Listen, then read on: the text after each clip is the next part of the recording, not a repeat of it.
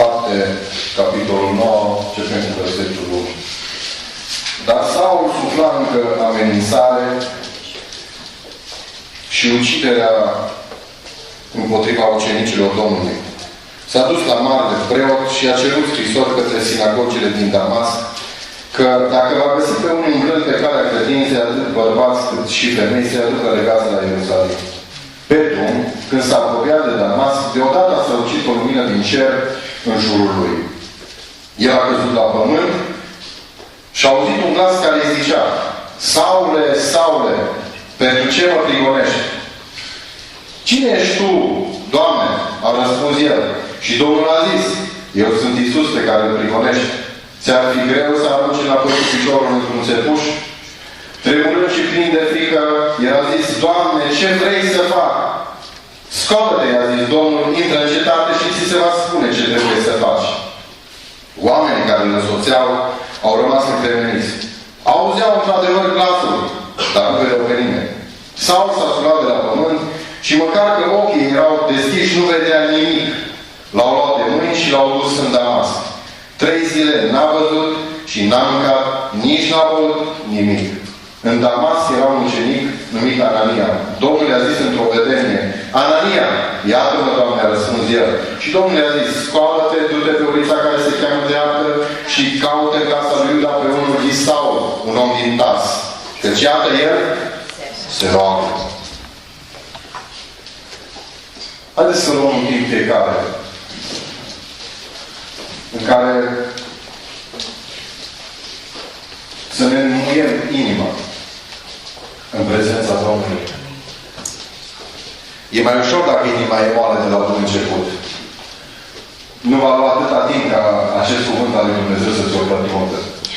Cere-i Domnului, dacă inima mea a fost, în săptămâna asta, a fost înțepenită, poate de păcat, poate de vorbe, poate a fost rănită, poate a fost jignită, într-un fel sau altul. Doamne, dă-mi inimă de carne în momentul acesta, ca să pot primi cuvântul acesta pentru viața mea, pentru familia mea, pentru viitorul meu și Domnul să facă lucrarea aceasta. Amin. Ne rugăm împreună. Binecuvântat să fim pe Iisus și lăudat să fim Iisus. Doamne, lasă cuvântul acesta să lucrezi în putere, lasă cuvântul acesta să dea bine. Lasă gloria Ta peste noi, Iisus. Lasă înțelepciunea Ta, Doamne. Lasă puterea Ta și lucrarea Ta să se manifeste cu putere în dimineața asta, în locul acesta. Avem nevoie de Tine. Am nevoie de Tine. Am nevoie. Mintea mea are nevoie de Tine. Buzele mele, limba mea, gura mea.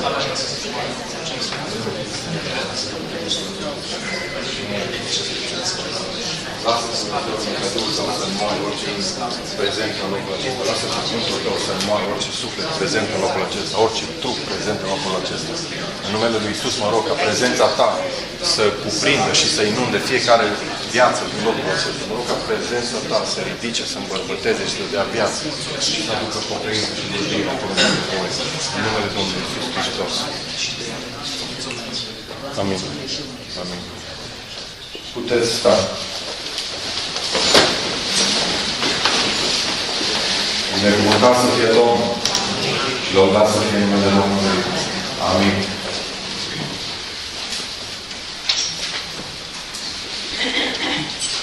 Orice păstor din lumea asta, la un moment dat, se gândește la numărul membrilor. Își face recensiune. Își numără poporul, ca și David. Însă, cred că Dumnezeu dorește pentru noi, în primul rând, să avem creștini mai buni, nu neapărat mai mulți. În dimineața asta ai venit în locul acesta și sunt convins și simt în Duhul meu că sunt oameni care se caută pe sine. Unii vă căutați pe voi să vă regăsiți. Unii poate v-ați pierdut undeva pe drum, ați rămas undeva în urmă. Vreți să vă regăsiți în dimineața asta. Vă simțiți unii ca fii risipitori de Tatăl. Simți că ai rămas undeva coligent sau chiar repetent în anumite domenii de vieții tale. Simți că ai falimentat și vrei să te regăsești în dimineața asta. Și asta e bine. Și poate te uita Dumnezeu în dimineața asta și poate îl condamn pe Dumnezeu. De ce a gândit Dumnezeu să te lasă atât de jos? De ce a gândit Dumnezeu să te lasă să mergi așa departe? De ce a gândit Dumnezeu să te lasă să mergi să hrănești porci când ai fost chemat să aduci viață acolo unde Dumnezeu te-a trimis? Te-ai fost și te-ai întrebat poate până în dimineața asta. Vreau să dau un cuvânt din partea lui Dumnezeu pentru tine care dimineața asta, care te gândești de ce a gândit Dumnezeu să mergi așa departe. Să știi că nu vei putea niciodată să te regăsești până când mai întâi Dumnezeu nu va îngădui să te pierzi. Mulți copii ai pocăiților mai întâi trebuie să se piardă, ca apoi să fie regăsiți. Pentru că în generația aceasta, în bisericile creștine din România, avem o mulțime de tineri care niciodată nu s-au întâlnit cu Domnul Hristos, dar din fericire unii dintre ei, sau să vreau să cred că mulți dintre ei sunt în biserică. Asta e o șansă pentru ei. Dar înainte să te regăsești, e nevoie să te pierzi. Unii ați venit dimineața asta aici și ați început cu avânt anul, pentru că vreți să vă împliniți visele și v-ați făcut vise și planuri. Și v-ați pus visele pe foaie și v-ați scris visele și v-ați pus o formă de listă de rugăciune pentru 2015. Am și pentru voi un cuvânt de dimineața asta. Înainte să-ți împlinești visele, Dumnezeu zice mai întâi trebuie să-i trezești. În logica noastră este ceva de genul dorm și visezi. În logica lui Dumnezeu este trăiești și visezi cu El. Îi cheamă Dumnezeu în dimineața asta să cauți fața Lui, să te apropii de El. Îi cheamă Dumnezeu în dimineața asta să-ți verifici puțin viața de credință, relația pe care o ai cu El în dimineața asta. Domnul își cercetează inima în dimineața asta și își cercetează credința în dimineața asta. Și tu trebuie să-ți cercetezi credința și tu trebuie să-ți măsori și să-ți cântărești credința în dimineața asta. Pentru că unii ați venit cu credință 0, ați venit cu credință de la 10 la 0 la 10, poate la 6, la 7, la 9. Nu știu unde ești. Măsoară-ți în dimineața asta credință, pentru că Dumnezeu vrea să ai credință mare. Pentru că doar prin credință vei putea înainta și prin credință vei rămâne puternic. Doar prin credință. Să știți că credința nu este puterea aceea de a merge înainte prin toate greutățile. Nu este puterea de a merge înainte prin toate greutățile. Credința înseamnă să mergi înainte când nu ai putere. Câteodată calculăm lucrurile total invers. Unii așteaptă și simt tot în Duhul meu de bună bucată de vreme. Mai bine de un an. Există câțiva oameni și în mod deosebit în locul acesta în Eclesia pe care Dumnezeu vă cheamă la slujire și ezitați. Am ascultat în urmă cu o vreme pe cineva și zicea, crescut în biserică, ajung la o vârstă în biserică și spunea, sunt prea ocupat ca să răspund la ceea ce Dumnezeu mă cheamă. Știu că Dumnezeu m-a chemat și cine era dar nu pot deocamdată, sunt așa de prins, sunt cu slujbă, sunt cu copii, sunt cu familie, vin acasă seara, nu mai rămâne timp de nimic. Voi împărtăni, voi ieși la pensie și voi ruga pentru Dumnezeu. Adeși lui Dumnezeu toate rămășițele vieții noastre și vor să-i dăm lucrurile și momentele din viață care sunt tari și avem cetat lui Dumnezeu. Când voi îmbătrâni, atunci voi face. Când voi îmbătrâni, voi răspunde chemării. Când voi îmbătrâni, voi fi mai prezent la biserică. Când voi îmbătrâni, voi îmbrățișa mântuirea, așa zic unii. Voi îmbătrâni, când voi ajunge la pensie, vă voi întoarce la Dumnezeu. Oare există o garanție în lumea asta că cineva ajunge la pensie? De ce oare vrem să-i dăm lui Dumnezeu lucrurile și nu-i vor să-i dăm lui Dumnezeu lucrurile valoroase din viața lor când intră în epoca metalelor, nu dinții de aur, fără de aceeași picioare de drum. Atunci vrem să-i dăm lui Dumnezeu lucrurile ce ne-a mai rămas. Dar cine mai rămas oare atunci? Și cine ne-a rămas atunci? Reumă, au, mă doare capul, mă doare spatele, mă doare stomacul, slăbit, asta le dăm lui Dumnezeu. Ferice de tânărul care a crescut în casa lui Dumnezeu, slujește lui Dumnezeu din tinerețe și și-a dedicat tinerețea lui Dumnezeu, pentru că își va culege roadele într-o bună zi. Își va culege roadele într-o bună zi. În dimineața asta, dacă ești tânăr și ai început să slujești pentru Dumnezeu și poate te uiți și nu prea are sens, nu prea ești aplaudat, nu prea ești dedicat în slăb, să știi că Dumnezeu pune cinste pe tine. Să știi că Dumnezeu te prețuiește enorm de mult, pentru că vine vremea în care Dumnezeu va răsplăti pe fiecare, după faptele Lui, după eforturile Lui, după dedicarea Lui. Și tu ești cuprins între cei care vor primi răsplătiri mari. Pentru că e dat lui Dumnezeu vremea cea mai bună a vieții tale. Vremea în care ai avut energie, în care ai avut putere, în care ai avut creativitate și ai fost util în Părăției lui Dumnezeu. Spre cine te uiți astăzi? Spre ce te uiți astăzi? Unii se uită spre sfinți. Am văzut oameni și am văzut creștini care idolatrizează sfinți. Care idolatrizează pe X sau pe Y, pentru că e sfânt. Am văzut creștini care se uită cu jal și cu scârbă spre păcătoși. Pentru că păcătosul până la urmă nu e mai bun de nimic. E vrednic de ea. Dar cum spuneam înțelept odată, spunea că orice sfânt are un trecut. Și orice păcătos în ochii lui Dumnezeu are un viitor. Dumnezeu te cheamă în dimineața asta să privești la El. Dumnezeu te cheamă să privești la El. Da, Dumnezeu a pus pe tine oameni, dar Dumnezeu te cheamă să privești la El. Privește țintă spre căpetenia de săvârșiri noastre. La cine? La Iisus Hristos, binecuvântat să fie numele Lui. Ne cheamă Dumnezeu în dimineața asta, ne cercetăm inimile și să ne apropiem de El. Să lăsăm inima noastră să crească în dragoste față de El în dimineața asta. Pentru că venim la biserică și venim la casă de rugăciune ca să crească în noi dragostea asta față de Dumnezeu. Să ne alimentăm Duhul și să ne apropiem de Dumnezeu de fiecare dată când venim în locul acesta. Oricine intră într-o casă de rugăciune și nu și-a hrănit Duhul și nu a crescut în dragoste față de Dumnezeu și a pierdut încă 2 sau 3 ore din viață. Dumnezeu te cheamă, te apropii de El, să lași dragostea aceea care ai avut o altă dată poate față de El, să o lași din nou să crească în inima ta și să-i o dăruiești. Știți ce zice diavolul când Dumnezeu cheamă oamenii să-și șilească dragostea? Știți ce zice diavolul în mintea omului? În mintea omului, diavolul zice în felul următor. Dar lasă-ți că nu-L urăști pe Domnul. Ce dragoste? Cum adică să-L iubești pe Domnul cu dragostea? Lasă că nu-L urăști. Ești la biserică, ești acasă, mai găsit o cântare, mai găsit, citești un verset acasă și e perfect așa. Nu urăști pe Dumnezeu. Mai știți ce cred? Cred că opusul dragostei nu este ură, ci este apatie. Opusul dragostei nu este ură, este apatie. Când te obișnuiești, când e bine, când merge și așa, așa, noi doi, relație, știi? Noi doi, un moș și o papă, relație. Este, e adevărat, e veche relația. S-a ruginit, s-a betonat. Nu mai e putem despărți niciodată. Așa este. Poate că nicio iubire nu este pierdută până la urmă. Poate împinsă de altul. Ia-mă Dumnezeu în dimineața asta, să-i apropii de El. Să știi că ai venit în locul acesta, ca Dumnezeu să atingă de tine și tu să te atingi de Dumnezeu. Ai venit în dimineața asta și dacă nu-ți faci loc prin mulțime, să pui mâna pe poala hainei Lui, s-ar putea să rămâi așa cum ai venit. Contează intenția cu care ai venit în locul acesta și inima cu care ai venit astăzi aici. Am văzut în timp, în urma mesajului și în urma predicării mele și a altor frați. Am văzut oameni întăriți, oameni ridicați, hrăniți. Am văzut oameni reabilitați. Oameni care se apropie de Dumnezeu, oameni care se cercetează inima. Am văzut oameni atinși de Duhul lui Dumnezeu.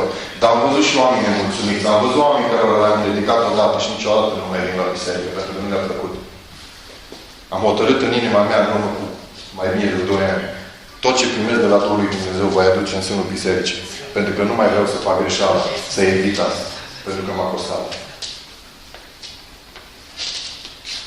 Unii se atacă așa dezaprobator spre vecinul de scaun, borborosește, crispat, mulțumit, pentru că s-a zis ceva din față ce nu-i place. Și ce zicea Nicolae Orcă? De apa rece, doar dinții bolnator. Dumnezeu în dimineața asta are un cuvânt și pentru tine. Dacă va fi apă rece, acceptă. Dacă va fi un duș rece, primește-l. Dacă va fi hrană, primește. Dacă va fi pansament, primește. Orice ar fi din mâna lui Dumnezeu și din mâna lui Dumnezeu primește în dimineața asta. Pentru că Dumnezeu are cele mai bune intenții în dreptul tău. Stau și mă gândesc și m-am gândit când stăteam pe textul acesta, câte semnale de dragoste oare nu fi trimis Dumnezeu și câte mesaje nu i-o fi trimis lui Saul în viață.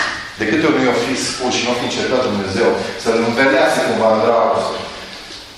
Pe fariseul acesta religios cu inima sălbatică și ret, un inteligent în același timp, foarte râvnos pentru meseria lui și pentru religia lui. De câte ori Dumnezeu n-a vrut să-l învelească? Pentru că Dumnezeu, să știți, înainte ca să ajungem să ne trântească în praful pământului și să ne pună jos, să ne facă timp să stăm de vorbă cu El, întotdeauna înainte Dumnezeu ne învelește în dragoste prima și în primul rând. De câte ori oare ne-a încercat și El își vedea în continuare de râvna Lui și de dorințele Lui și încerca să stopeze și să ucidă urmașii lui Hristos. A pus Dumnezeu lângă tine repere. Aș vrea să te gândești în dimineața asta, care sunt reperele de lângă viața ta din viața ta pe care Dumnezeu le-a pus lângă tine? Care sunt oamenii pe care Dumnezeu i-a așezat lângă tine ca să-ți vorbească de bunătatea, de prezența și dragostea lui Dumnezeu în viața ta? Care sunt acestea? De multe ori Dumnezeu alege să pună oameni lângă noi, oameni puternici, oameni de lui, oameni care se prind de Duhul lui Dumnezeu, oameni care au de spus un cuvânt, oameni care se repere pentru viața noastră și facem exact ca sau îi eliminăm. Vă amintiți de Ștefan? Nu le-a plăcut deloc cuvintele lui Ștefan. Ceea ce a provocat și ceea ce a dus până în punctul în care au început să dea cu pietre în el a fost faptul că cuvintele lui Ștefan erau unse, pe când ei erau firești. Acceptă cuvintele lui Dumnezeu chiar dacă ești într-o perioadă în care trăiești în fire. Pentru că atunci când trăim în fire, nu ne plac cuvintele lui Dumnezeu. Există un Duh care este pus în noi de Dumnezeu și trebuie adus la viață. Și nu poate fi adus la viață decât prin cuvântul acesta sfânt al lui Dumnezeu, rostit prin Duhul lui Dumnezeu. Acceptă oamenii care Dumnezeu îi pune lângă tine, poate babă, poate tată, poate soț, soție, prieten, coleg de bancă, de lucru. Lasă-L pe Dumnezeu să-ți vorbească prin ei, pentru că va veni vremea în care te vei trezi și vei mulțumi. Nu te grăbi să dai cu pietre, nu te grăbi să-i aduci la groapa de gunoi. Duce Saul la marele preot și cere scrisoare pe care le trimite către sinagogile din Damasc. Și probabil într-o scrisoare de genul acesta scria: frați farisei, în ultima vreme au pătruns între noi niște intruși, așa zis și creștini. Dacă vreodată unul dintre ei va ieși în evidență, vă veți da seama că există un creștin între voi, legați-l și aduceți-l la Ierusalim.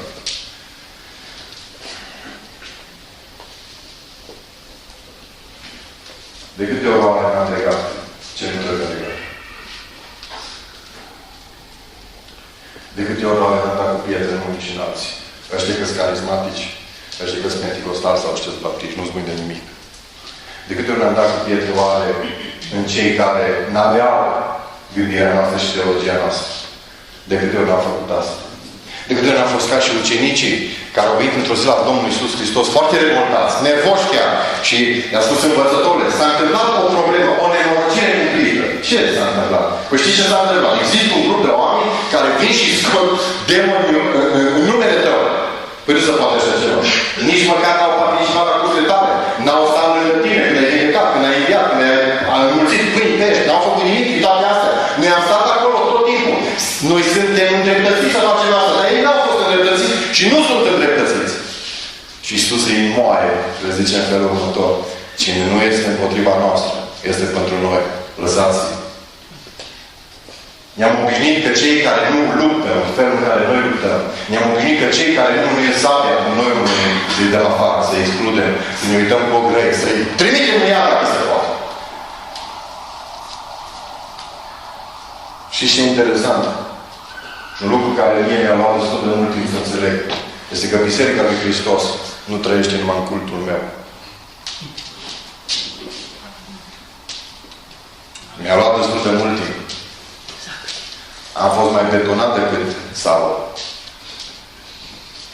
Mi-a luat timp mult să înțeleg că Biserica lui Hristos nu trăiește în cultul meu. Sau numai în cultul meu.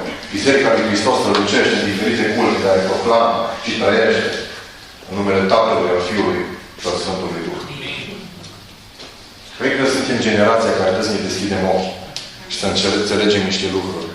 După ce scrie scrisori și le trimite, se gândește Saul ca pe mine să se asigure dacă subordonații lui farisei îl ascultau.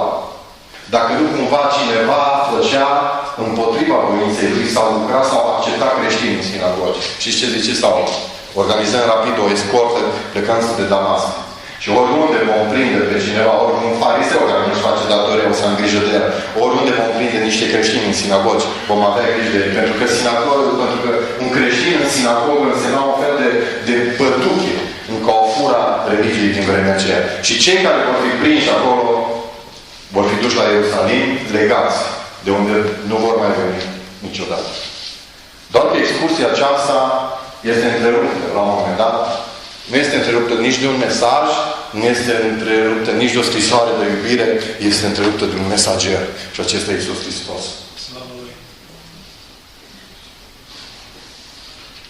Și chiar Dumnezeu de o vreme să faci o întoarcere în viață.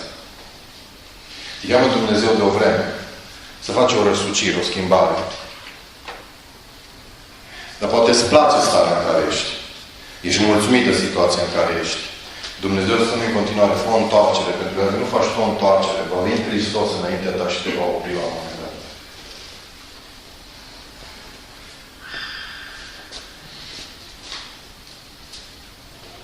Îi se arată Hristos, Domnul, apărătorul ucenicului, apărătorul creștinilor. Râvna fără înțelepciune, știți cum este? Mi-o imaginez așa ca și o dinamită, fără pui, în buzunarul unui om fără minte. Mulți oameni au râvnă, dar n-au înțelepciune. Mulți oameni astăzi au potențial, dar n-au înțelepciune. Mulți oameni cunosc Cuvântul lui Dumnezeu și are evangelizat o vedere, dar n-au înțelepciune.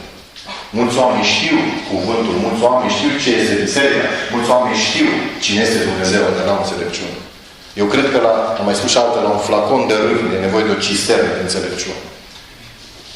Dumnezeu te cheamă dimineața asta să trăiești cu înțelepciune. Și dacă până astăzi ai alergat după capul tău, de azi înainte Dumnezeu te cheamă să alergi după poruncă. Știți unde era Saul în momentul acesta? Era trântit undeva în pământ. De ce nu fi trântit? De ce nu fi căzut oare Saul la pământ? De ce oare Hristos a stat la același nivel de vorbă cu Saul? De ce a fost nevoie ca Saul să fie culcat ca ochii pe spate, să fie cu ochii bulbucați, speriați și pale, sau verde cum au fi fost, profit din capul în picioare, să-ți facă de râs, să fie umilit în fața oamenilor și a escortei cu care mergea. De ce a fost nevoie? Știi de ce? Pentru că niciodată cu Iisus Hristos nu poți să stai de vorbă de la egal la egal. Niciodată n-am înțeles expresia. Cum ești cu Domnul? Cum ești cu Domnul pe felie? Cum ești cu Domnul? Cum stai cu Domnul? Nu cum stai cu Domnul. Nu poți să stai cu Domnul în același nivel. Nu poți să iei cu Domnul după cap și cu Iisus Hristos e prietenul meu. Iisus Hristos este Domnul. Iisus Hristos este îmbrăcat în slavă când tu ești căzut în praf. Trebuia să învețe Saul un lucru pe care nu l-a învățat și nu l-a știut. Că cu Hristos nu se poate povesti de la același nivel. Se întreabă Saul la un moment dat și zice, cine ești tu, Doamne? Acela pe care îl prigonești tu. Și zice așa, în versetul 6, scoală-te, intră în cetate și ți se va spune ce trebuie să faci. Știți ce mi se pare interesant? Parcă bine ar fi fost și pentru Saul, parcă și în mintea noastră lucrurile s-ar fi așezat mai bine dacă Domnul ar fi spus, știi ceva? Ia-ți bagajele, ia șata și fă care în pauză și fut înapoi la Ierusalim. Știi ce, Domnul? Intră în cetate. Păi în care cetate? Păi în cetatea în care ai vrut să mergi și să nenorocești oameni. Cetatea este. Păi cum să intru? Că și oră și nu mai știu de capul meu. Cum să-i nu intră în cetate? Știți, unii oameni se întorc la Dumnezeu și după ce se întorc la Dumnezeu se cred supra-sfinți. Unii oameni se întorc la Dumnezeu și după ce se întorc la Dumnezeu sunt puși și se consideră că sunt puși cumva ca și un comod, într-un borcan și izolați de restul lumii. Dar Domnul zice în dimineața asta, te întorc la Dumnezeu, ai avut experiențe cu Dumnezeu, intră în cetate. Continuă să mergi înainte. Du-te acolo unde ai vrut să mergi. Pentru că Dumnezeu vrea să te folosească acolo. Unii se întorc la Dumnezeu și poate își părăsesc familia. Am auzit și astfel de cazuri. E prea sfânt să se ia în familia aceea. Dar nu zice Biblia, pentru Domnul, lasă familie, lasă mamă, da, lasă soție, asta e sfânt. Unii schimbă școala, schimbă clasa, schimbă colegi, schimbă locul de muncă. Domnul zice din ea asta, intră în cetate. Dar cum să intre în cetate? Aceeași persoană. Da, aceeași persoană. Dar cu alte inimi.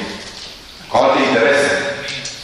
Cu alte scopuri, cu alte planuri, Domnul zice, intră în cetate. Pentru că locul tău este să lucrezi în cetate. Locul tău este să slujești în ceea ce te-a chemat în cetate. Ce era Ierusalimul pentru Saul? Știți ce era Ierusalimul? Era punctul acela. Era zona în care se simțea protejat și putea să facă rău destul. Și Dumnezeu l-a scos de acolo și intră acum în cetate, intră în Damasc, în cetatea în care te-ai pornit să faci atâta rău. O mulțime de oameni au auzit cuvântul și au auzit glasul acela. Toți se uitau și nu știau ce să creadă. Saul era căzut în praf, marele șef, marele fariseu, șeful fariseilor, căzut în praf, cu pierie cu tot și cu haine frumoase colorate. Cred că și Asim, probabil, dacă o fi avut, să uita la el și râdea de el. Ce costă de el? Mulți auzeau glasul. Dar știți, a fost unul care așa auzi glasul. L-a și văzut pe Iisus. În generația asta sunt mulți care au glasul lui Dumnezeu. Poate auziți glasul lui Dumnezeu duminică de duminică, sau de câte ori stați în prezența lui Dumnezeu acasă, sau de câte ori vă citiți Scriptura. Aș vrea să începeți să vă rugați altfel din dimineața asta. Doamne, mai mult decât glas, eu vreau să te văd pe tine. Pentru că în momentul în care vezi prezența, puterea și gloria lui Hristos, viața se schimbă 100%. Intențiile se schimbă 100%. Am văzut oameni care s-au întors la Dumnezeu, cică. Oameni care s-au botezat în apă, dar n-au avut o întâlnire reală cu Hristos. Așa se vede o poșă. Oameni care se botează, dar nu sunt răscuzi din nou, și oameni care se botează, dar sunt răscuzi din nou.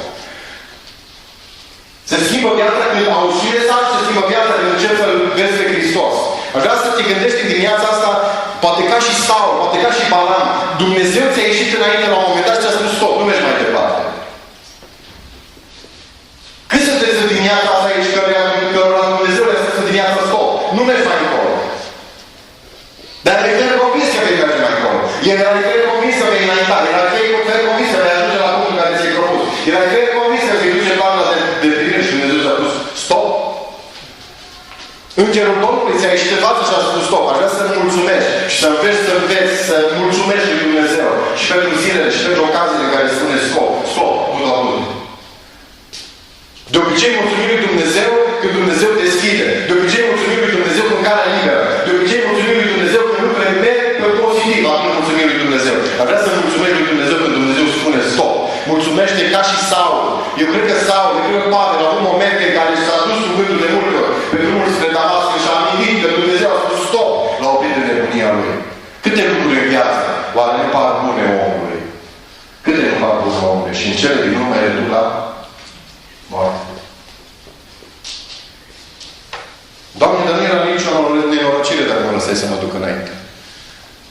Nu uita că stai sub ochiul lui Dumnezeu suveran, care privește de sus, nu de pe pământ.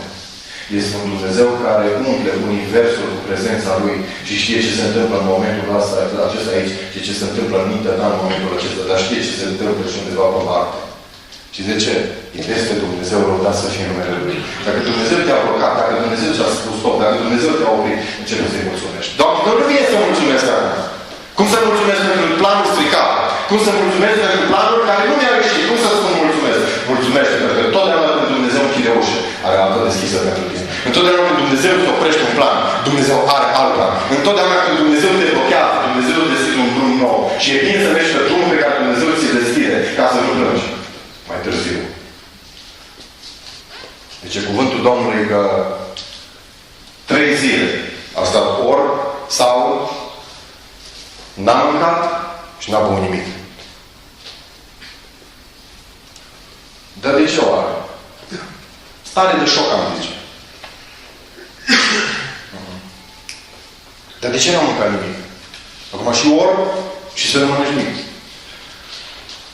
Și bolnav și să nu mănânci nimic. Doamne, eu mi-au tratamentul săptămâna asta. Cum să postez? Mă roade la stomac. Fac ulcer. Ne luptăm de atâtea ori să postim. Vreau să vă dau un sfat celor care vă luptați cu postul. Vă dau un sfat bun și o veste bună. Nu mai postiți.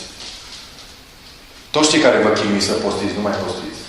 Nu-i trebuie lui Dumnezeu chinurile noastre. Nu. Saul stătea așa 3 zile și 3 nopți și n-a mâncat, nici n-a băut nimic. Și de ce? Pentru că s-a întâlnit cu dragoste.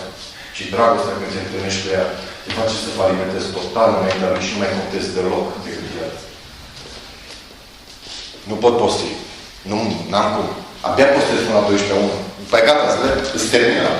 Nici o problemă, nu trebuie să mai postești. Nu-i trebuie lui Dumnezeu jertfă noastră cu gustură.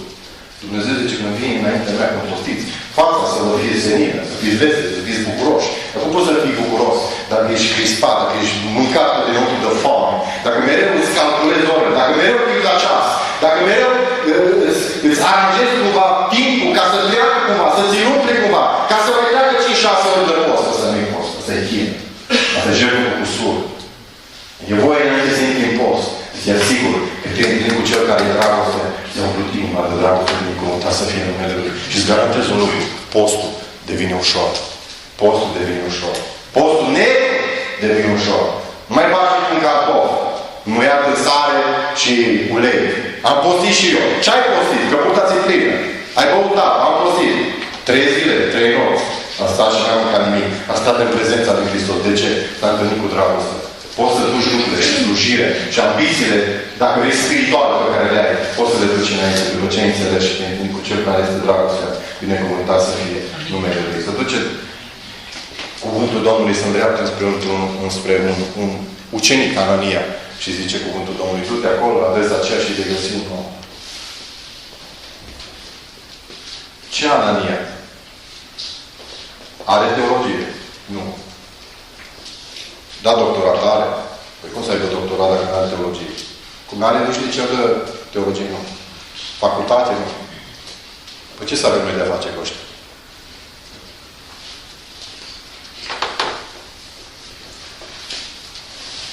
Aduce Dumnezeu într-un sezon foarte apropiat pentru tine,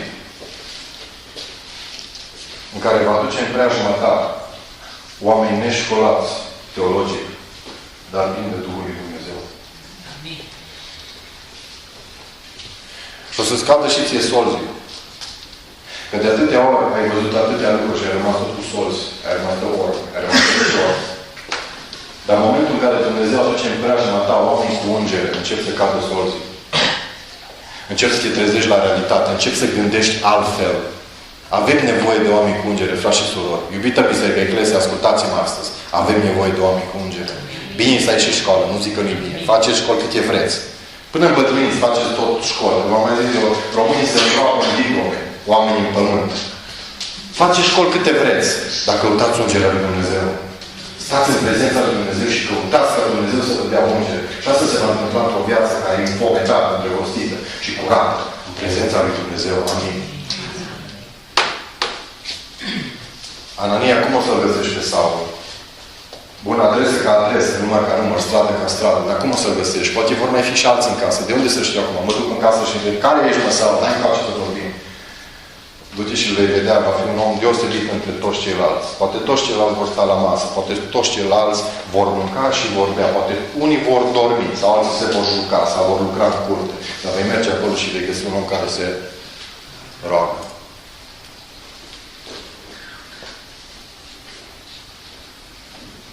Aș vrea să regăsim din nou rugăciunea. Poate am pierdut undeva pe drum exercițiul acesta rugăciunii. De fapt, am pierdut probabil cheia celui de-al treilea cer. 1 Tesaloniceni 5:17 zice, rugați-vă cât? 10 minute pe zi. Hai începe cu 10 minute. Ne tratăm câteodată oameni de lângă noi sau ucenicii pe care le avem ca pe niște handicapați. Hai, roagă-te și tu 10 minute, că nu o să crapi.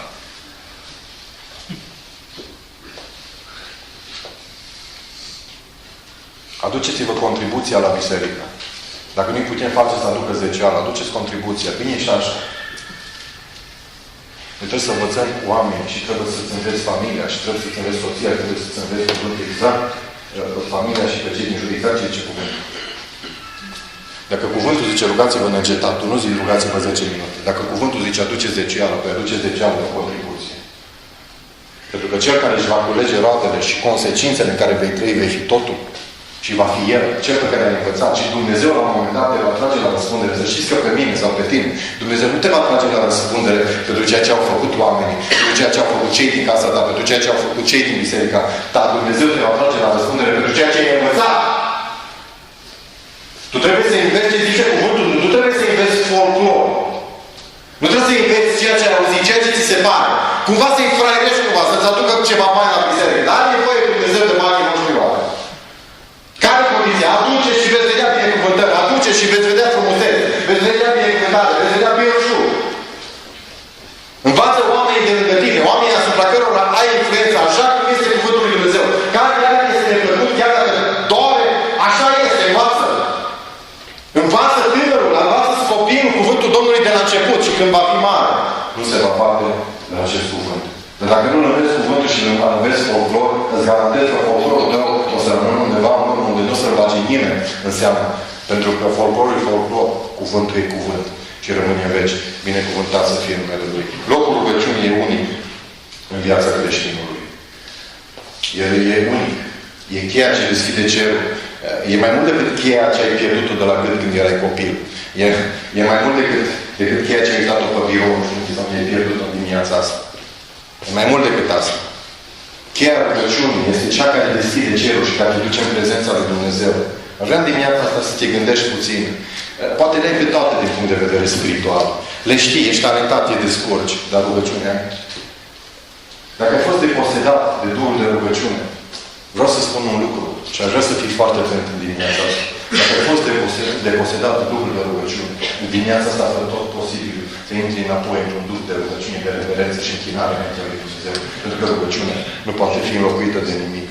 Rugăciunea este un specimen pe care de dispariție. Uitați-vă în biserici, uitați-vă în creștini. Oamenii nu trebuie să mai roagă. Ne rugăm un minut, 2, 5. Repetăm aceleași cuvinte, aceeași poezioară, în gând și în șoaptă cumva. Se vede cine se roagă. Se vede cine nu se roagă. Se vede cine știe să se roage neîncetat și se roagă. Se vede cel ce joacă teatru în rugăciune. Rugăciunea nu poate fi înlocuită de absolut nimic. Iubesc muzica, îmi place laudă și închinare. Ce să vă spun cu regret, că laudă și închinare nu va înlocui niciodată rugăciune. Absolut niciodată. Suntem o generație care am progresat din punct de vedere al laudei și închinării. Dar am regresat din punct de vedere al rugăciunii. Am pierdut undeva pe drum. Ne-am dezvoltat în muzică, în hău și în țopăit. Dar am pierdut rugăciunea. Sunt lucruri pe care nu le obțin niciodată în timpul de laudă și închinare. Dar le obțin rugăciune. Rugăciunea a fost înlocuită în ultima vreme. Am observat și am fost în locuri în care am văzut puțină rugăciune. Sau deloc. Sunt locuri în care sunt promovate și sunt iubiți slujitorii, propovăduitori, predicatori, cântăreții care ne fac câte o glumă. Ne face să râde. De ce mi-e acolo? Râde mă spară. Dar ce le acasă? M-am râs. Cu Duhul gol. Biserica trebuie hrănită din cuvânt. Da? Biserica trebuie, cei care mă cunoaște știți că nu sunt un tip sobru. Dar biserica trebuie hrănită din cuvânt. Că dacă nu mai vine și ne distrăm, ne bate pe burtă, venem acasă voi și într-o săptămână ce ne stă în față. E foarte vulnerabil. Nimic nu poate înlocui rugăciunea. E bună și consilierea și sunt pentru, dar nu poate înlocui rugăciunea. Planurile pe perioadă lungă, peste ani, sunt bune și astea, nu poate înlocui rugăciunea. Slujirea e bună și vă încurajez aia, nu poate înlocui rugăciunea. Aici este o piedică și aici este o cursă și vreau să ne uităm puțin și să mă înțelegeți. Fac o scurtă paranteză legată de slujire. Unii oameni cred că dacă slujesc, e perfect. Unii oameni cred că dacă slujesc, au rezolvat-o și cu rugăciunea. Dacă slujesc, au rezolvat-o și cu o relație cu Dumnezeu. E mulțumit Dumnezeu de ei pentru ceea ce fac. Dumnezeu cere un dialog. Dumnezeu așteaptă un dialog. Oamenii slujesc, Dumnezeu așteaptă un dialog. O, lasă-mi a slujit. M-am zbătut, l-am ridicat pe ăla, am conciliat, i-am împăcat pe ăștia. M-am rugat cu celălalt, am fugit la tânărul ăla care l-a pierdut. L-am ridicat pe ăla piat din stradă, l-am reabilitat pe ăla drogat, am slujit. Dumnezeu zice în dimineața asta, a reabilitat rugăciunea în viața noastră. Nimic nu poate reabilita rugăciunea. Nimic nu poate înlocui rugăciunea. Rugăciunea trebuie reabilitată. Rugăciunea trebuie reabilitată. El nu poate fi înlocuită nici de literatură, nici de conferințe, nici de școală teologică, nici de mersuri de biserică. Ea nu poate fi înlocuită de absolut nimic. În dimineața asta Domnul spune, reabilitează viața ta de rugăciune. Ridică-te! Avem un obicei în viață și obiceiul când venim în rugăciune, când venim, știți care este? Venim înaintea lui Dumnezeu și începem și ne rugăm în felul următor, dar inima este mânită și venim înaintea lui Dumnezeu și începem și cerem. Inima este amărâtă. Inima este apăsată. Inima este împovărată de îngrijorată, cum zicea el. Mâna, apăsată de îngrijorare. Venim înaintea lui Dumnezeu și ne rugăm, Doamne, te rog frumos, dă aia, fă cealaltă. Dar noi suntem sub domnia îngrijorării și a amărăciunii. Înainte să te rogi, înainte să ceri ceva de la Dumnezeu, stai înainte lui Dumnezeu, stai înainte lui Dumnezeu în rugăciune și roagă lui Dumnezeu prin Duhul lui să te elibereze de îngrijorare, de mâhnire și de amărăciune. Pentru că de multe ori și în multe vieți, Duhul lui Dumnezeu nu poate pătrunde și nu poate lucra, pentru că este multă îngrijorare.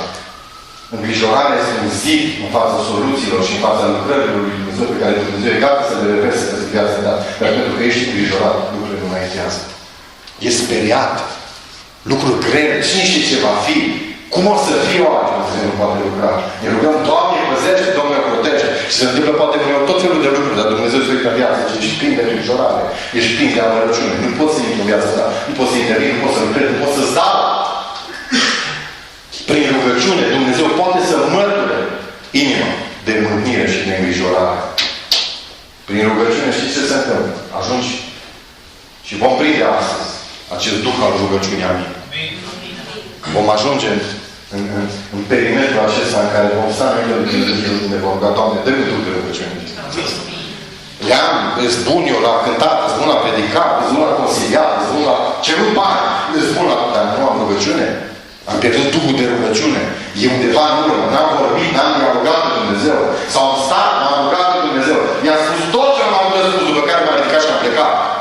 Dumnezeu zice, Duh de rugăciune înseamnă să stai să vorbești cu Dumnezeu. Tu să-i spui și El să-ți vorbească. Tu să întrebi și El să răspundă. Să stai și să ai exercițiul ascultării glasului lui Dumnezeu ca să deosebești glasul lui Dumnezeu de toate celelalte glasuri din lumea aceasta. Prin rugăciune recunoști că Dumnezeu este nelimitat, iar tu ești limitat. Prin rugăciune recunoști că Dumnezeu poate face alegeri bune pentru tine. Cât sunteți în locul acesta astăzi și nu vă mai puteți permite să mai faceți nici măcar o greșeală într-un anume domeniu, pentru că ar fi fatal pentru voi. Cât sunteți în dimineața asta aici care nu vă mai permiteți să faceți o rugăciune poate în relații, o greșeală poate în relații. Nu vă mai permite să faceți o greșeală în familie. Nu vă mai permite să faceți o greșeală în relația soț-soție, pentru că ar fi un dezastru. Cât sunteți aici care nu vă mai permite să faceți o greșeală la locul de muncă, pentru că zburați? Cât sunteți aici?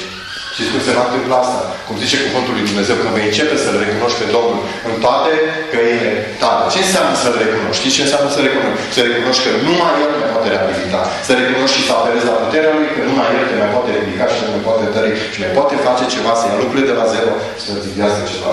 Dumnezeu poate să facă asta prin rugăciune. Cunoașteți un loc în care se face total voia lui Dumnezeu? Știți un loc de genul ăsta?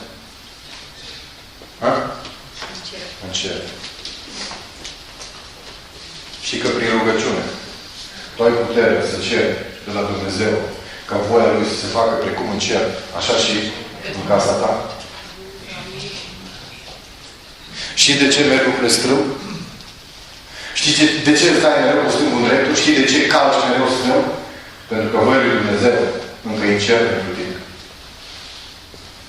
Prin rugăciune poți să chem voia lui Dumnezeu cea bună și desăvârșită în casa ta, în viața ta, în familia ta, în școala ta. Prin rugăciune poți să chem voia aceasta bună și desăvârșită a lui Dumnezeu în viața ta și în alegerile tale. Și Dumnezeu poate să facă asta. Și Dumnezeu te poate feri de greșeli. Când ne-am certat cu Dumnezeu la un moment dat și am spus, Doamne, de ce m-ai lăsat să greșesc? De ce m-ai lăsat să calc strâng? De ce n-ai fost acolo? De ce mi-ai pus și mie o piedică? De ce m-ai lăsat să mă duc în direcția în care nu trebuie să mă duc? Și astăzi îmi trag consecințele. Și o să mi-e trag probabil toată viața. Știi de ce? Nu te-ai rugat. Nu te-ai rugat. Poate te-ai rugat, Dumnezeu ți-a vorbit, dar n-ai ascultat.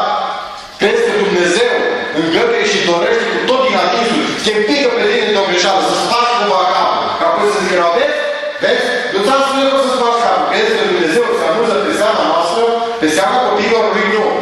Ajungem și practicăm anumite greșeli. Când nu-L întrebăm pe Dumnezeu, ajungem și practicăm anumite greșeli. Când nu auzim vocea și facem deosebire între vocea lumii, vocea noastră, vocea diavolului și vocea Domnului. Întărește-ți inima dimineața asta. Întărește-ți inima. Întărește-ți intimitatea cu Dumnezeu în dimineața asta. Ea se întărește prin rugăciune. Intimitatea cu Dumnezeu se întărește prin rugăciune. Să nu crede cineva că prin rugăciune schimbăm pe Dumnezeu. Dumnezeu nu poate fi schimbat. Dumnezeu nu e nici măcar full option. Dumnezeu e perfect. Nu-L poți trece prin serviciul tău să-i mai tai sau să-i mai pui ceva, să-L tunighezi. Nu. Dumnezeu este perfect. Este desăvârșit. David zice foarte simplu și zice din veșnicie în veșnicie zice tu ești. Domnul zice în altă parte, eu nu mă schimb. Eu sunt Dumnezeu și rămâne schimbat. Rugăciunea nu schimbă pe Dumnezeu. Rugăciunea mă schimbă pe mine. Când stau în rugăciune, nu Dumnezeu se aliniază planurilor mele, ce eu încep să mă aliniez planul lui Dumnezeu. Când merg planurile strâmb, când nu mi le aliniez după planul lui Dumnezeu. Când schimb, când creștesc, când mă duc la altă școală, când mă duc la alt loc de muncă, când intru într-o relație nepotrivită. Știți când? Când nu mi-aliniez planul după planul lui Dumnezeu. Atunci dau greș. Dumnezeu te cheamă în dimineața asta, reînvie Duhul de rugăciune. În dimineața asta zice Domnul, voi da aici un Duh de rugăciune. În dimineața asta, lăsat Duhul meu cel Sfânt, zice, citeze fiecare suflet care în dimineața asta stă în locul acesta. Poate ești obosit, poate ești dezinteresat, poate abia te să te poate uiți la ceas, uiți la telefon, sau zici, nu mă interesează ce faci, dar știu lucruri, Dumnezeu în dimineața asta se va atinge de inima ta și de viața ta. Saul se ruga. Saul se ruga. Zăbovește 3 zile în post și rugăciune. 3 zile să stai în post și rugăciune. Și de ce? Pentru că îndrăgostiți aburile de împărtășit.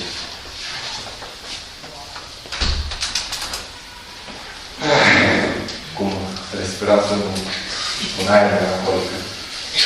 A fost, s-a dus. Drăgostiții au multe sentimente de împărtășit, multe întâmplări. Întrebarea simplă în dimineața asta este aceasta. Eclesia se roagă? Haideți să ne ridicăm.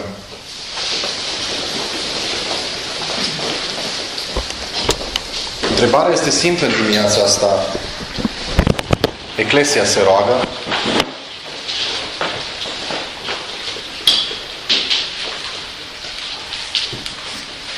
Te rogi?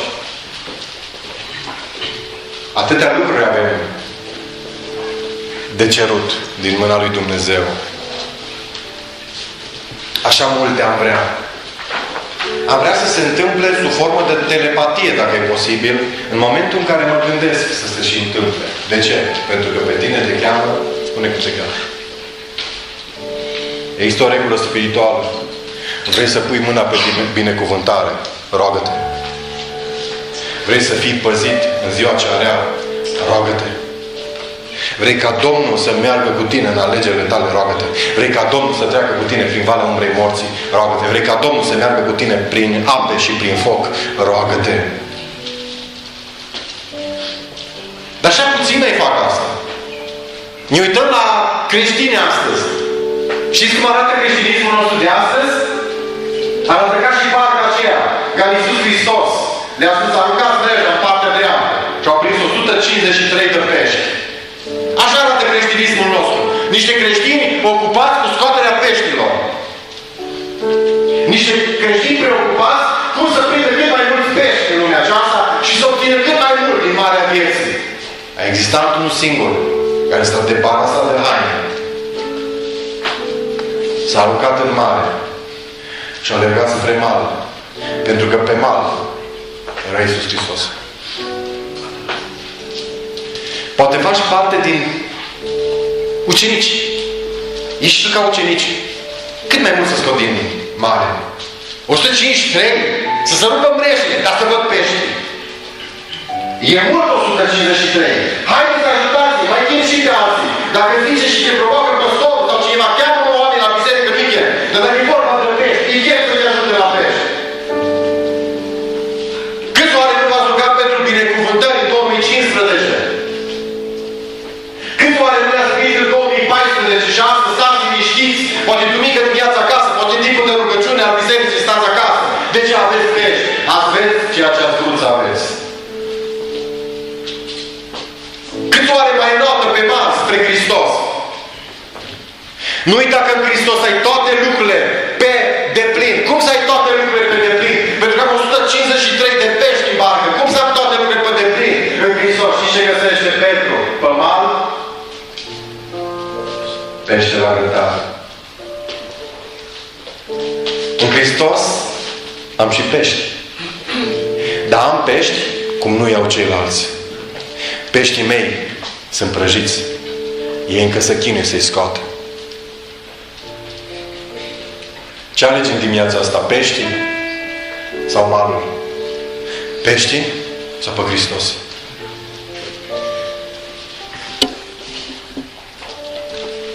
Din dimineața asta încolo, eu vreau ca biserica să fie percepută altfel.